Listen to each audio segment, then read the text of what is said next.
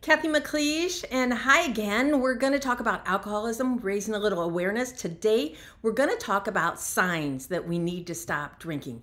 And I'm talking about myself and my experience. I've been sober over 35 years. And in my experience, I've worked with a lot of people. I've seen a lot of things. And one of the things about alcoholics is we cannot see our own signs. So I'm going to point some of them out. And if any of them register, like, oh my gosh, that did happen. Oh, I think that happened too. Just take a little pencil and a paper and write down how many of these you can relate to, because alcoholism has a big denial factor. And because of that denial, we are faced with this inability to see the truth about how alcohol can be ruining our life. And in the meantime, we're losing days, months, years, relationships, progress in a job. We just are losing things right and left, and we're the last to see it. So here's some signs. Are people that you love telling you that maybe you have a problem with drinking? Because when people that we love start telling us, it takes a lot of courage. And if that's the case, then you have already crossed a line that drinking is a problem. Because for people to actually verbalize what they see with an alcoholic is difficult. Oftentimes we are like rude, or we're nasty, or we're at least impatient, to say the least. And when people approach us with something, we dismiss them, we make them feel like they are the crazy one, and oftentimes we can even get angry or upset. And people don't like conflict. They don't like our conflict. So I would put up these walls, and how dare anybody approach me about how I act, how I drink, how I'm living my life, because it's my life and I'm not hurting anybody but myself. Now, I say that and I'm mocking the belief that we have as practicing alcoholics that we only hurt ourselves. Because here's another sign. Are we making promises and we can't keep them? Are we saying we'll do things like take our family on a vacation, like show up for a ball game, like help our spouse with some new project they want to do around the house? And then when the time comes, we're invisible. We are not there. We can't show up because our word is no longer worth anything. And that is a very tough place for an alcoholic to admit that they've gotten. But if I can write down on a piece of paper, or I can ask the people in my life, have there been times in the last 6 months where I didn't show up for you? If so, can you tell me what they are? Because I'm just kind of thinking about who I am and what I might need to do to change. It's a tall order for an alcoholic. We cannot see the truth. But if we can accept the fact that it's hard for us to see the truth, we can listen to something like this and see if we relate. And if we can relate, then the end result is maybe we need to look at our drinking, and maybe drinking has become a problem. So another sign would be, am I not meeting any goals? Is life passing me by? Am I wishing that I would have gotten that promotion? Am I wishing that we moved out of an apartment and into a house by now? Am I wishing I could tell my wife we can have a child because we can afford it? Am I thinking that I'm capable of showing up, of providing, of being a person that somebody else can depend upon so that I can make a promise and keep it?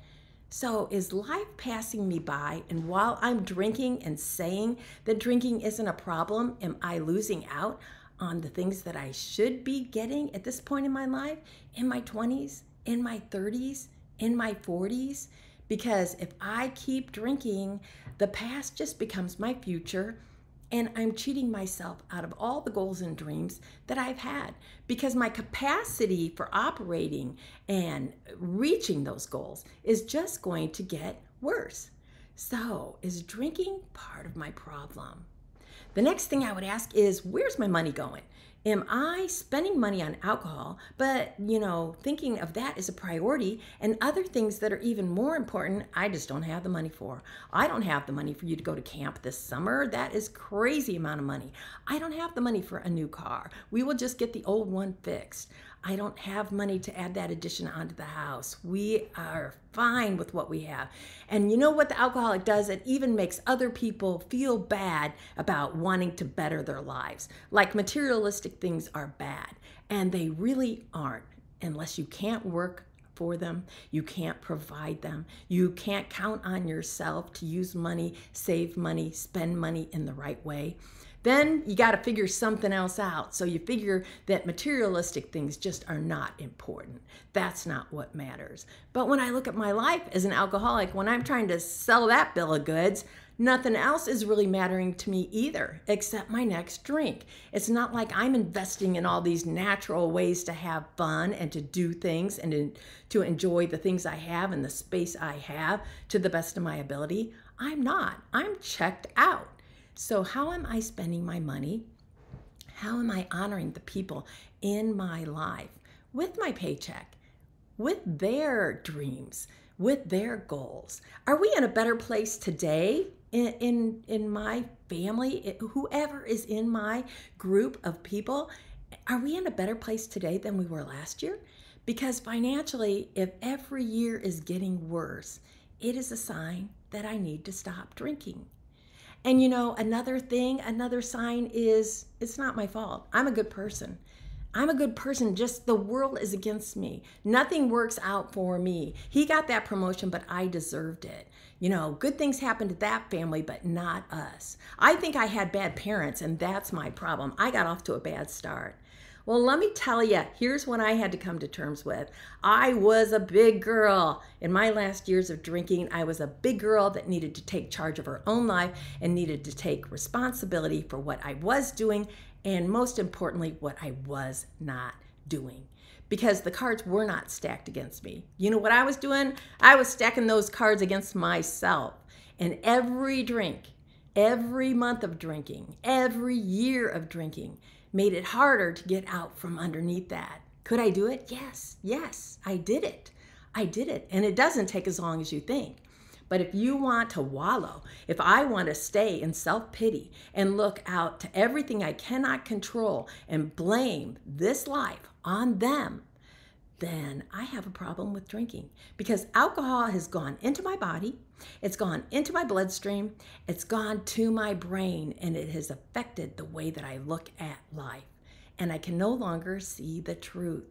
So if my life, as bad as it is, as crazy as it is, as, you know, depleted as it is for this or that reason, if it's everybody else's fault and I'm just this good person that all these bad things are happening to, I would definitely challenge myself to put down a drink for 3 months, for 6 months, and see what new light gets shined on the circumstances of my life and what changes.